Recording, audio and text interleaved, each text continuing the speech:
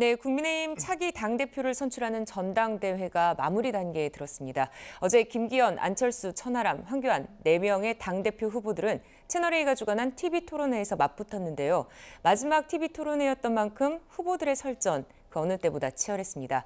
주요 장면 하나씩 보면서 이야기 나눠보겠습니다.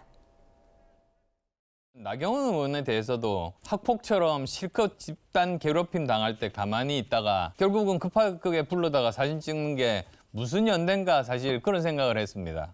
거기에 대해서는 어떤 생각하고 계십니까? 안철수 후보께서 나경원 전 대표의 어떤 선택이나 행동에 대해서 그렇게 학폭 피해자처럼 말씀하시는 것은 나경원에 대한 2차 가해라고 생각합니다. 나경원이라고 정치인이 가지고 있는 나름의 여러 가지 판단이 있고 그에 따라서 자기의 선택을 하는 것인데 그것을 가지고 학폭 피해자인 것처럼 하신다면 그것이야말로 나경원에 대한 2차 가해라고 생각합니다. 저는 나경원 의원하고 충분하게 공감을 나누어서 같이 공동 보조를 맞춘 것인데 그걸 나경원 의원을 마치 어린아이처럼 취급해가지고 학폭 피해자라고 그러시면 그거는 너무 지나친 가해 행위죠. 네, 이른바 김나연대를 놓고 날선 공방이 오갔습니다. 최진봉 교수님 어떻게 보셨습니까? 그러니까 지금 현재 저 모습을 보면 안철수 후보가 막판에 약간 윤핵관이나 윤석열 정부에 대해서 비판적 논조를 좀 취하는 것 같아요. 예전에는 사실은 2번의 경고를 받았잖아요. 윤한연대 그렇죠. 쓰지 마라. 그러니까 안 썼죠. 예. 아무 말도 하지 않으면 아무 일도 일어나지 않을 거니까 아무 말 안 했거든요. 근데 최근에 와서 입장을 바꿨어요. 네. 아마 천하람 후보를 의식한 것 같아요. 아무래도 천하람 후보 지지율이 좀 뜨고 있는 상황이 지금은 조금 정체돼 있는데요. 왜냐하면 본인이 2등을 해야 되는 상황이거든요. 지금 결선 투표로 갈 가능성이 있다고 보고 본인이 2등을 해야 결선 투표에서 한 번 더 기회를 갖는 건데 이대로 가다가는 잘못하면 천하람 후보한테 잡힐 수도 있다는 우려가 있는 것 같아요. 천하람 후보가 이렇게 지지율이 올라가는 이유가 적극적으로 선을 긋는 모습, 대응하는 모습, 그리고 윤핵관에 대해서 공격적인 성향을 보이는 모습 이런 모습들이 소위 이제 비윤계로 분류되는 표들이 결집하는 양상을 보이고 있는 거거든요. 네. 그런 점에서 본다고 하면 막판에 약간 좀 강성 이미지를 보여주고 현 정부나 윤핵관에 대한 비판적 입장을 가지게 함으로써 비윤계 표를 좀 본인 쪽으로 끌고 오려는 의도가 있지 않나 이렇게 보여집니다. 네, 후보 간의 공방은 이어졌지만요. 묘한 장면도 있었습니다. 직접 보시죠. 요새 언론에서는 뭐 천안연대에 대해서 얘기들이 많이들 하십니다. 제가 올라가든 아니면 안철수 후보님이 올라가시든 정말 후보들이 납득이 돼서 제대로 활짝 웃으면서 연대를 해야지 안 도와주면 큰일 날 것 같아가지고 무서워가지고 억지로 연대하는 거 저는 안 했으면 좋겠고요. 그래서 안 후보님 그런 억지 연대 안 하실 거죠? 좀 어떻게 무서워하게 한 적 있습니까? 저도 안 무서우시죠? 네, 안 무서우시죠? 네, 저희는 뭐 웃으면서 필요하면 연대하면 될 것 같고 김기현 후보는 윤석열 대통령이 자신을 민다는 이야기를 노골적으로 하고 다닙니다. 김 후보 자신의 비리로 인해서 만약 총선에서 질 경우에도 패배의 모든 책임을 대통령에게 뒤집어 씌우겠다는 이런 얘기가 되는 것입니다. 가짜뉴스를 처음부터 끝까지 계속 말씀하시는데 도대체 이번 전당대회에 흑탕을 일으키려고 나오신지가 질문하고 싶습니다. 왜 김기현 후보의 권력형 토건 비리를 대통령이 책임져야 한다는 것입니까? 김 후보는 더 이상 대통령이 자신을 민다는 얘기를 하지 마시고 곧바로 사퇴하시기를 바랍니다. 네, 보면요. 천하람 후보는 안철수 후보에게 손을 내미는 것 같은 장면을 연출했고요. 황교안 후보, 김기현 후보의 부인에도 불구하고 울산 땅 의혹을 제기하면서 또다시 사퇴를 촉구했습니다. 이현정 의원님, 이 네 사람 사이에 흐르는 기류는 어떻게 느끼셨어요? 이제 결선 투표를 앞두고 조금의 어떤 합종 연행 뭐 이런 이제 분위기를 읽혀집니다. 네. 뭐 1차 투표가 이제 어떻게 될지 모르겠지만 과반이 나오지 않을 경우는 이제 2차 투표로 가거든요. 네. 근데 이제 지금 안철수 후보와 천하람 후보의 지지층들은 조금 교집합들이 있어요. 그러니까 같은 어떤 그 흐름이 있는 상황이기 때문에 누가 올라가든지 간에 서로 밀어주자라는 이제 분위기에서 이제 합해지는 것 같고. 네. 근데 지금 보면 김기현 후보와 황교안 후보 같은 경우는 굉장히 지금 제가 볼 때는 냉랭한 분위기입니다. 아마 이거는 뭐 단일화되기가 어려울 것 같아요. 원래는 이제 비슷한 보충이었다 그러면 강성 보수와 그냥 보수 이게 합쳐질 가능성이 있었는데 황교안 후보가 워낙 이 울산 땅 문제에 대해서 굉장히 강하게 지적을 하고 하다 보니까 이게 사실은 점점 이제 갈라진 상황이고 어제도 보면 뭐 두 후보는 거의 뭐 진짜 이 뭐 저 양보하지 않더라고요. 정말 네. 한치의 양보도 없이 목소리를 굉장히 높였는데요. 또 네. 최근에는 황교안 후보가 정광훈 목사를 또 고발한 적이 했습니다. 네. 그러니까 원래 또 그쪽이 또 지원한다고 그랬는데 그쪽하고도 좀 선을 긋는 측면이 있는 것이고, 그렇게 보면 황교안 후보가 사실상은 조금의 어떤 고립되어가는 측면도 있지 않겠는가라는 생각이 들어요. 네. 그러니까 이게 만약에 결선 투표에 올라가면 연대를 통해서, 연대를 왜 합니까? 국회의원들은 자기 지분 확보하려고 하는 거거든요. 정치인들은. 네. 정치인 연대 그냥 아무나 하는 거 아닙니다. 다 자기 앞으로의 정치적 지분을 일정 정도 보장해 주기 때문에 하는 거거든요. 그런데 지금 천하람과 안철수와 천하람 두 사람은 거기에 대해서는 의기투합을 하는 것 같은데, 지금 양쪽 두 사람은 전혀 다른 길을 가고 있는 것 같습니다. 네. 자, 또 마지막 TV 토론회에서도요. 윤심이 언급됐는데요. 자세한 내용 보시죠. 두 번째 진실 OX를 좀 들어가 볼게요. 이 질문입니다. 동일 인물이 나왔습니다.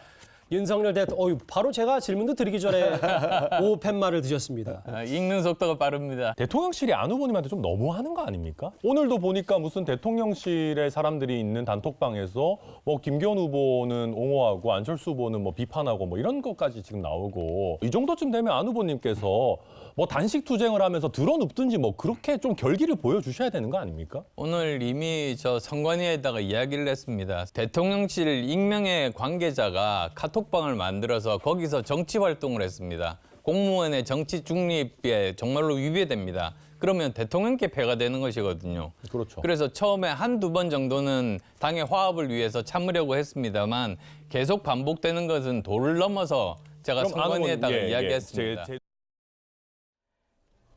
네, 그러니까 안 후보 얘기는요. 대통령실 시민사회 수석 비서관실 행정관들이 국민의힘 당원들도 있는 단체 채팅방에 안철수 후보 비방 게시물을 올렸다, 이런 건데요. 안 후보 측 김영우 선대위원장은 윤 대통령을 향해서 빠른 확인 사실과 책임자에 대한 책임을 물어달라, 이렇게 요구를 하기도 했습니다. 허주연 변호사님, 이런 경우는 선관위에서 어떻게 판단을 할까요?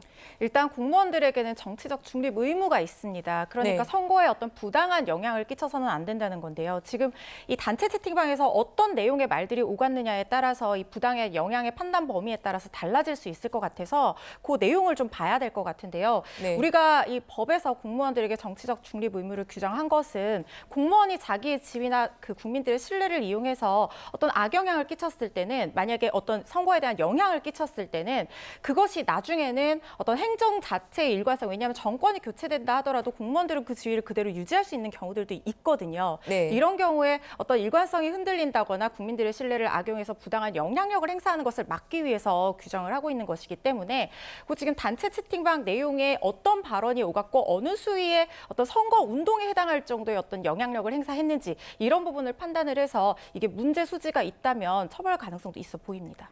네.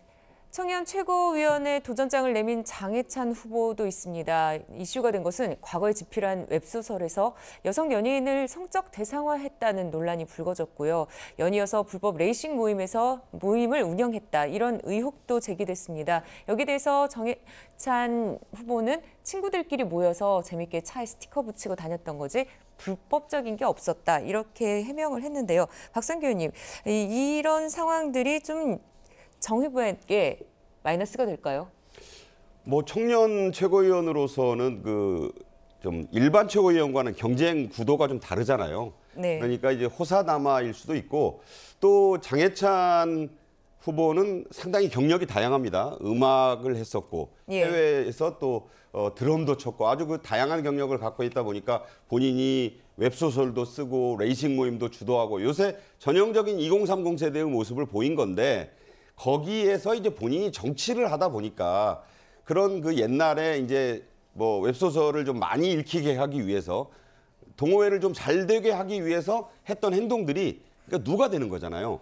그러니까 미국에서는 지금 그런 얘기 나오지 않습니까? SNS 중학교 때, 초등학교 때 잘해라.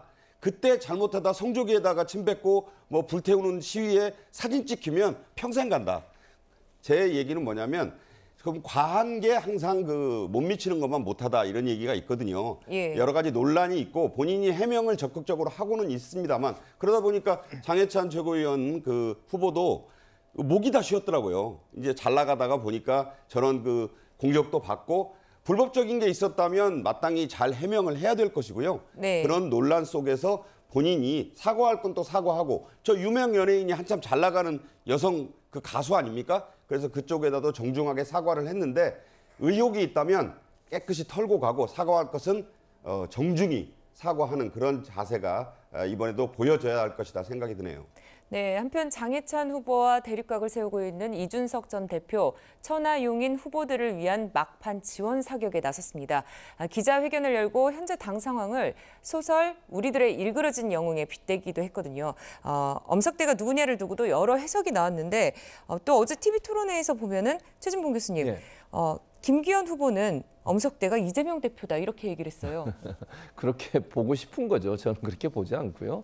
이준석 대표가 저 글을 썼을 때 이재명 대표를 생각하고 저걸 썼겠습니까? 지금 본인이 지지하는 4명의 후보를 어떻게 당선시키려고 하는 거잖아요. 예. 그러니까 저는 뭐 제 개인적인 분석입니다. 이거는 이준석 대표가 뭐라고 한 것도 아니고 제가 그냥 이해하기로는 예. 이준석 대표는 윤석열 대통령을 지금 저격을 하는 거예요. 왜냐하면 당무에 개입을 해서 이런 선거에까지 개입해서 이렇게 만드는 것 자체를 비판하고 싶은 거예요. 그래야 본인을 지지하는 2030 세대들이 본인이 지지하는 후보들 있지 않습니까? 4명? 그 네. 사람들 지지하지 않겠어요? 결국 우리들의 일그러진 영웅이라는 그런 소설을 인용해서 이 윤석열 대통령이 당무에 개입하고 김기현 후보를 적극적으로 지지하는 듯한 모습을 보이는 것에 대해서 정말 일침을 날린 거라고 생각해요. 근데 이제 김기현 후보 입장에서야 본인이 그런 피해자가 되는 거잖아요. 결국은 그 밑에서 일하는 사람이 되는 것이고, 그래서 그걸 좀 피하기 위해서 이재명 대표라고 얘기한 것 같은데, 뭐 저건 누가 봐도 이준석 대표 입장에서는 당무 개입을 하고 있는 대통령에 대한 비판적인 글이고, 그걸 통해서 본인이 지지하는 4명의 후보를 어떻게 이제 당선시키려는 의도가 있는 그런 글이라고 생각합니다. 네. 국민의힘 당원 투표 오늘부터 시작됩니다. 8일 전당대회에서 결과를 발표하는데 그날 당대표가 선출될지 아니면 결선 투표까지 갈지 지금 누구도 예상할 수 없는 그런 상황인데요. 이현종 위원님, 네. 현재 흐름으로서는 어떻게 될까요? 글쎄요, 이제 뭐 예측이 이게 사실은 우리가 여론조사를 이번에 반영을 안 하기 때문에 네. 이제 모든 발표되는 것들은 여론조사에서 국민의힘 지지자들을 뽑아내서 하는 분석이잖아요. 예. 저는 그것 자체도 좀 정확치는 않다고 봅니다. 왜냐하면 전체 국민 중에서 국민의힘 당원이라는 것은 정말 적극적인 지지층들이거든요. 아주 네. 강성 지지층들이라고 봐야 되지 않겠습니까? 본인이 직접 당원 가입하고 돈 내면서 이번에 참여하기 때문에, 그러니까 오히려 저 흐름보다는 더 사실은 이제 이 뭐라 그럴까요? 그러니까 윤 대통령에 대한 어떤 옹호 분위기, 이런 분위기가 좀 더 할 것이다. 예. 거기에 플러스 알파가 있다고 봅니다. 그러니까 이제 이번에 85만 명인데 예전에 보면 대충 한 50% 정도가 이제 투표를 하거든요. 이번에 과연 이제 그 정도 뭐 투표를 할 것으로 예상이 되고, 아니면 좀 이번에 흥행이 좀 됐기 때문에 좀 더 투표율이 높을 것으로 예상이 됩니다. 그래서 아마 전체적으로 보면 지금 벌써 투표율이, 모바일 투표율이 뭐 한 그 20% 가까이 투표가 됐다고 그러더라고요. 네. 이틀 동안 모바일을 하고 또 거기서 안 하는 분들은 이틀 동안 ARS로 투표를 하고 있지 않습니까? 그렇게 된다 보면 지금의 여론조사 나오는 분위기보다는 좀 더 어떤 면에서 보면 윤 대통령의 어떤 그 뭐 지지하는 뭐 윤심이라고 할까, 그 작용들이 저는 좀 더 플러스 알파가 있지 않겠는가, 그렇게 조심스럽게 예측을 해봅니다. 네, 8일 전당대회 어떤 결과가 나올지 저희가 다음 주에 깊은 내용 전해드리겠습니다.